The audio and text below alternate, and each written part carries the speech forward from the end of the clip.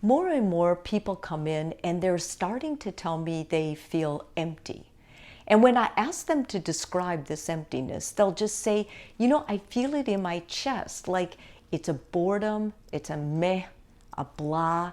Like it just feels like I'm empty. I don't have anything for anybody. I don't mean anything to anybody. I'm just out here floating. It's easy to begin feeling empty when you feel lost, when you feel like you spend so much time on virtual communication or talking to people, online or in Messenger, or maybe, posting your story on Instagram or Facebook. What ends up happening is you're creating something that isn't real.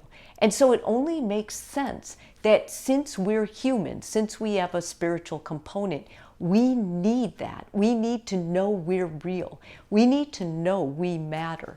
I've got some ideas, if you're in this place, of what things you should consider if you're feeling empty and you want to restore some sense of passion or insight or integrity within yourself. The first thing is you lose touch with yourself. You start not resolving things. You start just kind of not knowing what you like. When someone says, "What's your favorite color?" you don't really know. You're not paying attention to it. You're scrolling. You're hearing other people's stories. You're no longer listening to like what music turns you on or reading the books that really turn you on. You're passively watching a stream or you're watching something on Netflix. You're basically just putting your feet up and giving up. You don't really want to interact with the world. When this happens, you lose touch with yourself. You have many you have many reasons why you don't care, but basically there's fewer and fewer that you do because you don't have an opinion anymore. The second is unresolved past experiences. There's a lot of things people go through: verbal abuse, physical abuse, emotional abuse, sexual abuse, a mean mother, a bad dad, a bad lover, someone who loved you and then you caught them cheating, or whatever it is. And you decide, I'm not going to deal with it. It's so painful, I can't. And you start kind of stepping away from that by stepping more into virtual. The more you step away, the more you refuse to entertain what actually happened, what loss that was, feel afraid, feel abandoned, feel used, feel sad, feel rejected. Those feelings are your identity. And those feelings are what you exactly have to feel to come back into yourself. They're essential. You can't replace them. They're important to your well-being. And so as a therapist, that is an area I would go after. I would start taking apart a day, and I would start picking 1 hour and feel that hour of your life while that precious time is going by. Number 3, you're not taking care of yourself.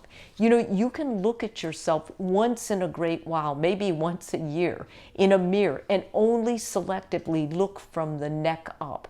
Or you don't have to look at yourself anymore. You can basically just wear big clothes, big baggy clothes, just lose touch, eat what you want, drink what you want, veg the way you want, and stop taking care of the person who is the covenant or the temple of the soul. You can let it all go. You can just scroll or look online at other people's lives, and as you look at their life, you can immerse yourself into their life, stepping further and further away from your own.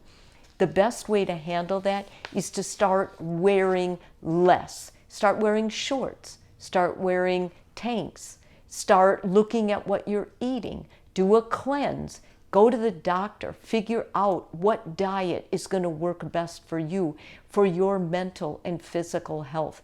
Nothing will change unless you change. And that's why it's imperative that you start changing. And lastly, not having a significant relationship.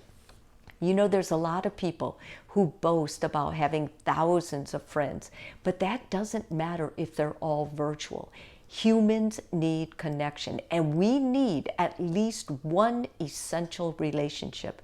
We need one person who is really watching out for us, one person we know we can count on, one person who is with us, who aligns with us, and who wants to be with us, one person who wants to be our person. Doesn't have to be romantic, but it does have to be significant with that one person. These things are going to give you insight. If you have any trouble and you notice, gosh, I have like 2 out of 4 of these, or I have 3 out of 4 of them, or even 1 out of 4 of them, it's time to do a wake-up call with yourself. Get back into yourself. Panic attacks, anxiety disorders, depression all start at the same root, and that is loss of self. So reuniting with yourself is one of the most important things. I want to remind you, change your reaction. You're going to change your whole world. Subscribe.